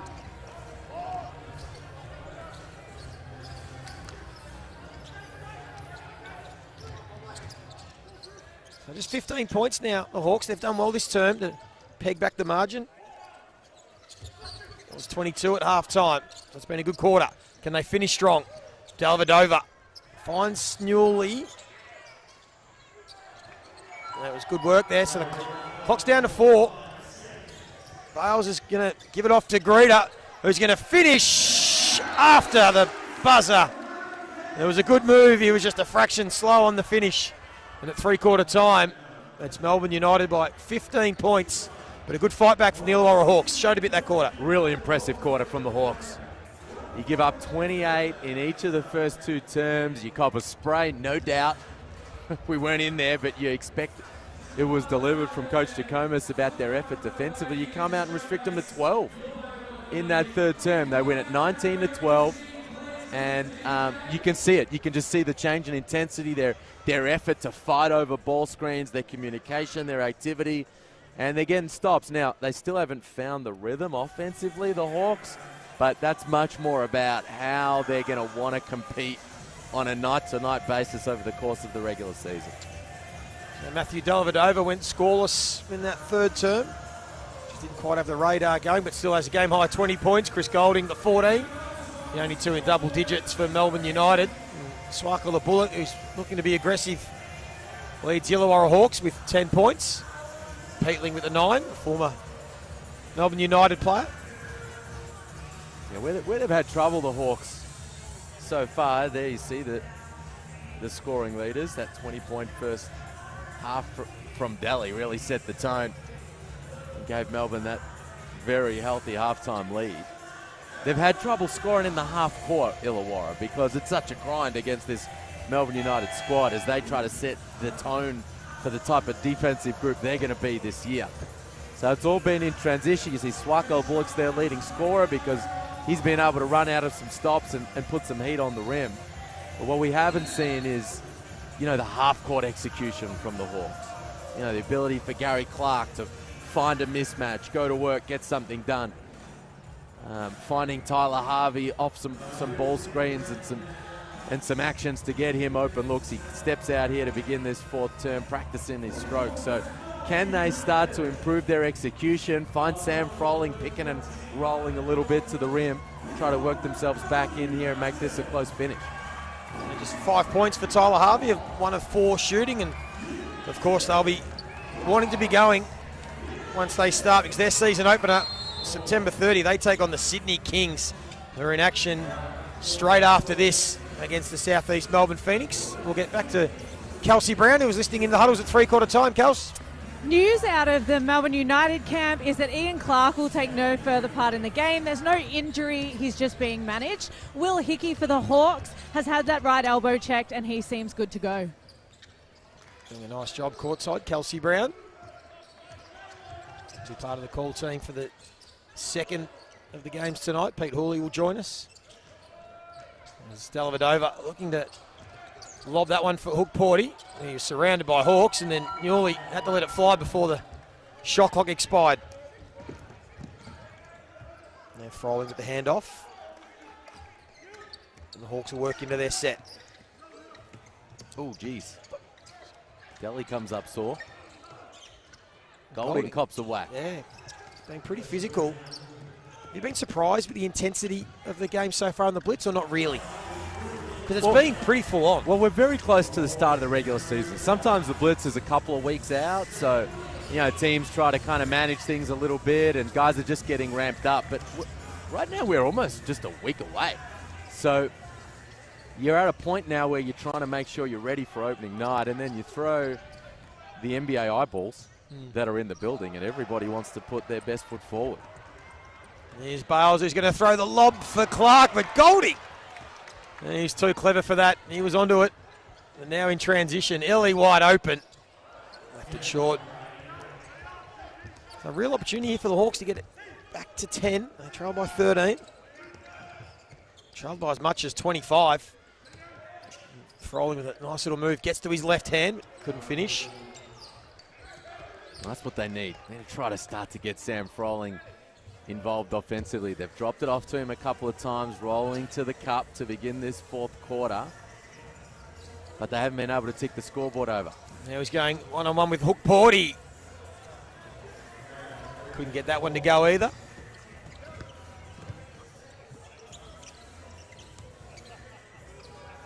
So just 4 points for Sam Froling, just 7 for Tyler Harvey. A couple of their leaders and their star players, although this time Froling. And again, Hook Porty's done that a couple of times. He's going to be so hard to get over.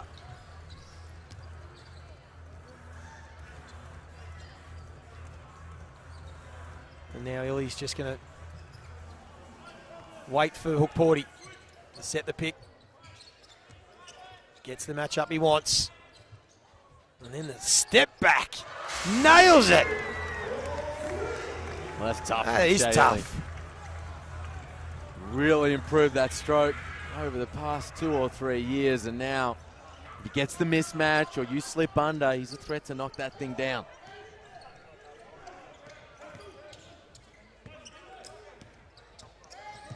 Daly just collapses on Bales and then rejects the shot. And I've seen blocks from Daly and Chris Golding. He tries to put a little shake and bake on Bales, and Newley doesn't get that one to fall. And then Daly happy to give up the foul, I think. He knew he was coming out.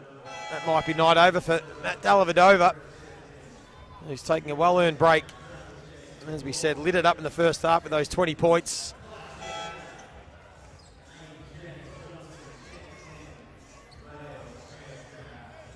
AJ Johnson comes back into the ballgame.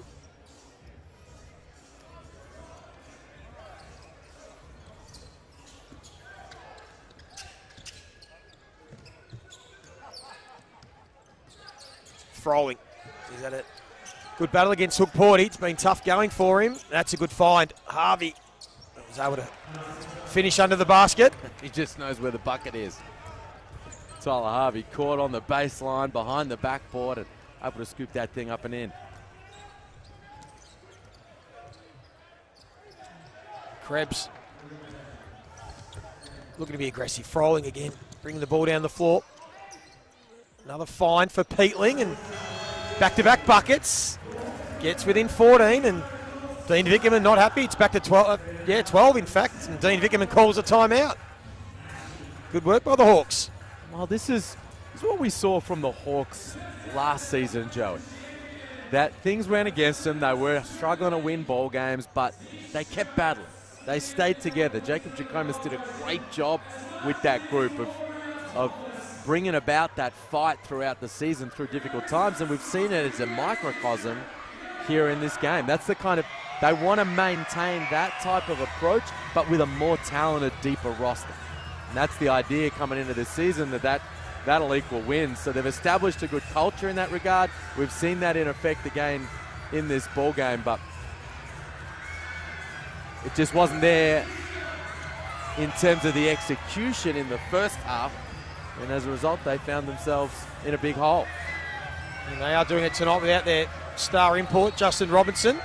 He's just got some little issues with his leg at the moment. They just want him primed for the start of the season, you would think. He's going to be so important to them.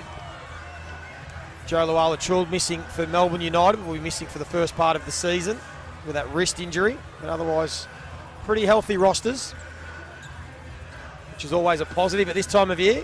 Liam, you want to be fit and healthy, hit the ground running. Well, that's the number one thing all these coaches want. They come out of the Blitz is to make sure they've got everybody ready to go for opening night. That's why we haven't seen any of Justin Robinson today, as you say. But then the second point is, well, how well are we playing? What kind of form are we in? And so far from Melbourne United, in their first couple of hit-outs, they're looking like they're ready to start the regular season running. And banking wins early are important in the season. We've seen it, haven't we? Teams that try and play a bit of catch-up late in the season, it becomes really difficult. So if you can bank wins early, that can set up your season. As Sam Froling draws the foul on Luke Travers. Haven't seen much from Travers tonight. He's had a couple of nice moments, just the 3 points, and set Golding up earlier in the game, but has been able to crash the glass a few times. Copped a little nick under the right eye. First year at Melbourne United.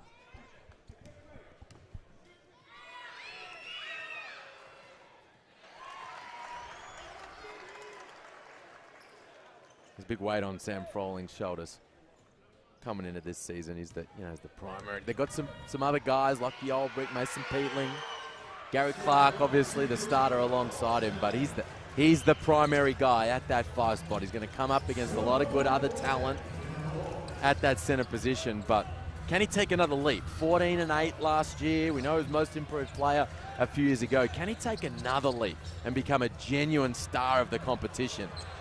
Be huge for the Hawks if he can. Yeah, it's good defense from Peatling. Not to give away the foul. Porty thought he was, and they'll get the ball, the Hawks. And that might be Shea Ellie's night done as well, so Dean Vickerman, we just heard from Kelsey Brown, put a few of his stars on ice. Ian Clark managing his minutes. As we said, first time we'll see him in round 1 of the NBL. He had a couple of teams as an injury replacement player and showed how good he's going to be. There's now Harvey with that little floater. Seen that a million times. And it's back to 10.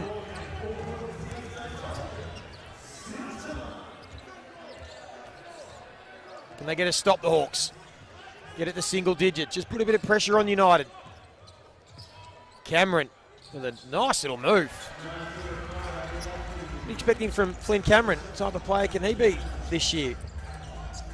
Well, I think he's another guy that they've done a great job signing. Much sought after in free agency, coming out 5 years in the collegiate system at DePaul and at UC Riverside, and of course the son of an absolute Kiwi legend in Pero Cameron. Yeah. So high basketball IQ, good strong body for a guy just starting his pro career.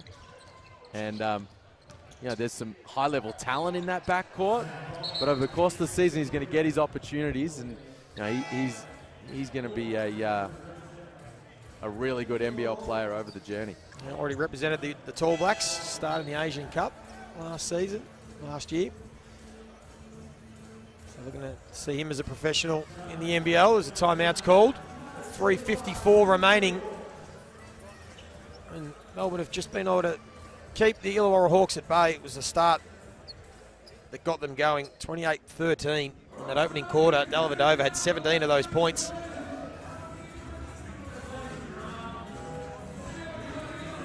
Been pretty even since then. Of course, after this, a bit later on, Southeast Melbourne Phoenix playing their second game of the Blitz up against the Sydney Kings. First look at them. The reigning back-to-back champs, new coach.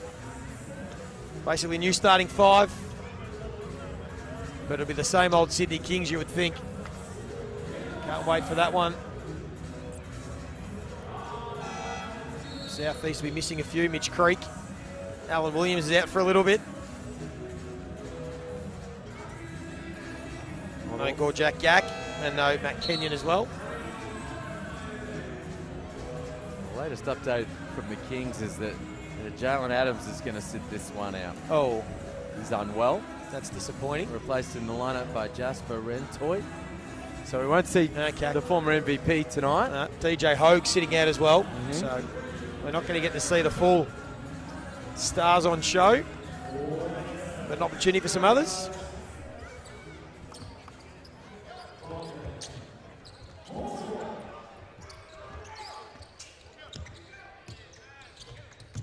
See if the Hawks can make a little run after the timeout. We'll get the Kelsey Brandon moment. The call is an offensive foul. Didn't seem a heap in that. Kelsey, you're listening in at the huddles? Yeah, speaking of fouls, they spoke about Illawarra Hawks having plenty to give up. Melbourne United have not many at all. So focusing on that for the last 3 minutes of this last quarter.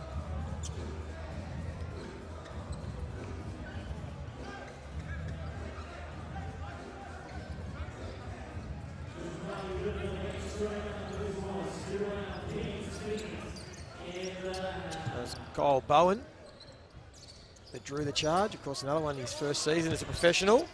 Joins a good friend Luke Travers at Melbourne United, another Western Australian. Here he is on the experienced Gary Clark, and now got the match on Pete Ling. Here's Krebs. Lost his footing, got it to Travers. Now in transition, Greeter should be able to finish, and he does, gets upstairs. Back to 10. That's much more like it from the Hawks. It starts at the head of the snake, but Wally Bales crawling in, making life tough in the backcourt here for Flynn Cameron. And everybody rotating and intense now. Nice finish there from Cameron, but that's the kind of defensive intensity they needed off the top. The Hawks got themselves into a big hole because it just wasn't there in that opening half.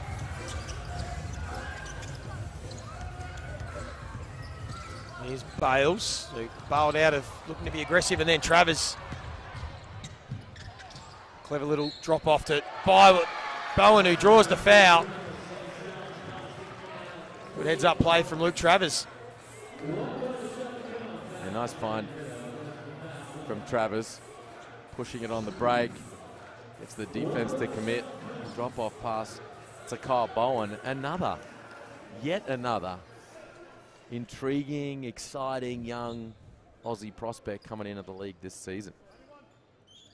From Perth, another guy to develop his game at the Centre of Excellence in Canberra. 4 years at St Mary's, and he's another guy who has a big, bright pro future ahead of him. Harvey couldn't quite get that to fall. Now time's going to be a factor for the Hawks here, trailing by 14. Just over 2 minutes left.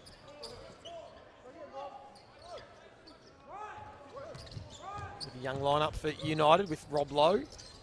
Here's Travers. That three-point shot this season, looking forward to seeing that. And Bowen just got caught up with Peatling, gave away the foul.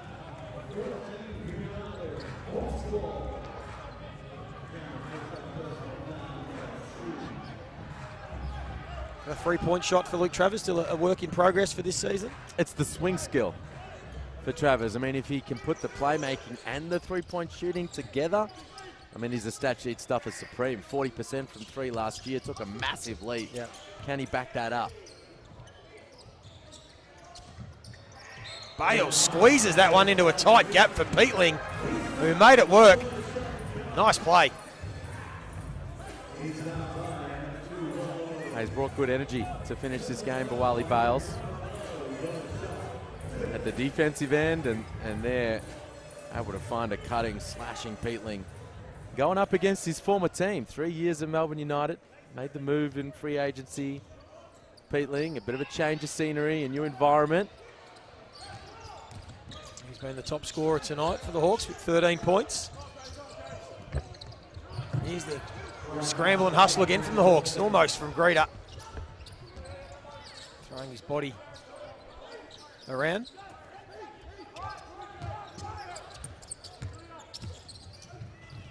Yeah, Cameron will kick it out to Bowen. He'll give it back to Cameron, but again, the foul's been called.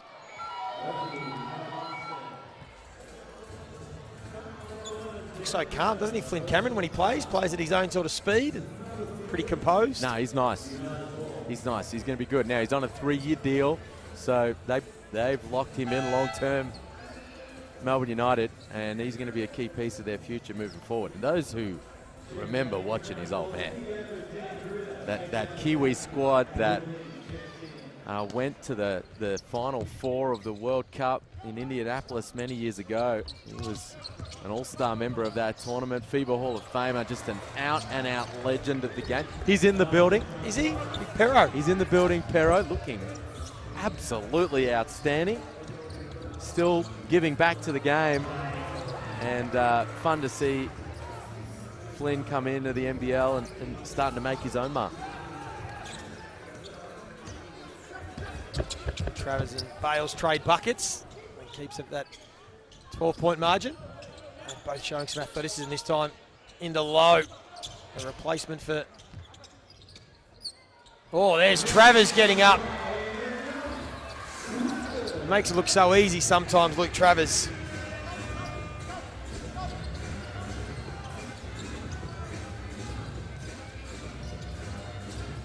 Bales continuing to be aggressive. Clark hasn't been able to get that to fall tonight.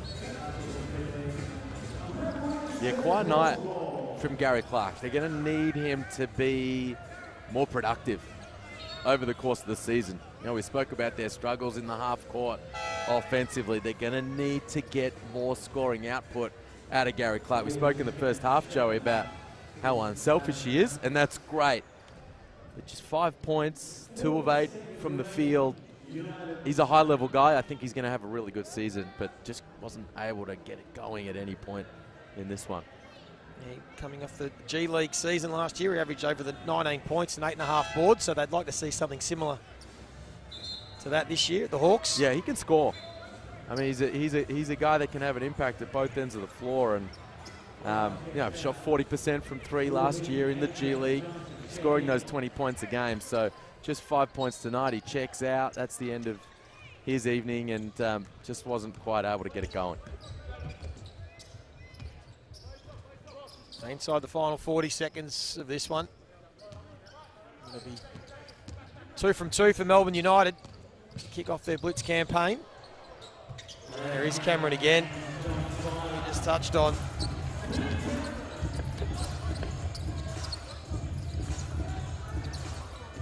We'll see Melbourne again Wednesday night against the Sydney Kings. That'll be a great test for them. There's a nice backdoor cut from Ulbrich. A little highlight to finish from the youngster.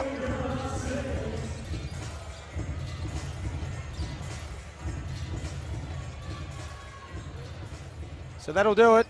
It'll be a 14-point win for Melbourne United. They'll make it 2 from 2 to kick off their Blitz campaign. The Illawarra Hawks, in their first outing this season, go down. It showed some promise, particularly after quarter time, when all the damage was done. But Dean Vickerman will be pretty pleased with what he's seen so far. For sure.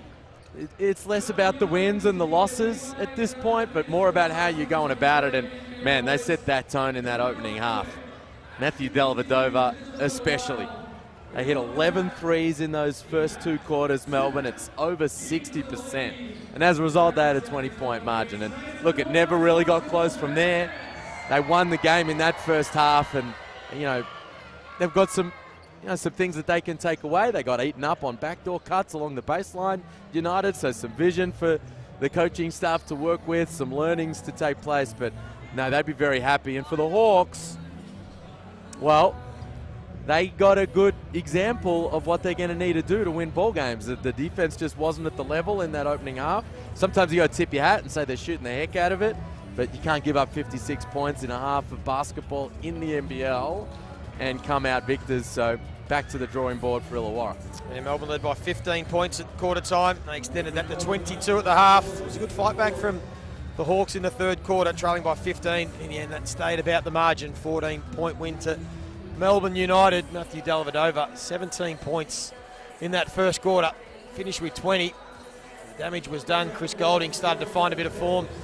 Shea Ili was dangerous. Hook Porty had some nice moments. And for the Hawks, Tyler Harvey, just the 11 points. Only got going late. Peatling was probably their best. Swaka the Bullet looked to be aggressive. Had plenty of upside for them, but it was Melbourne United who took the honours.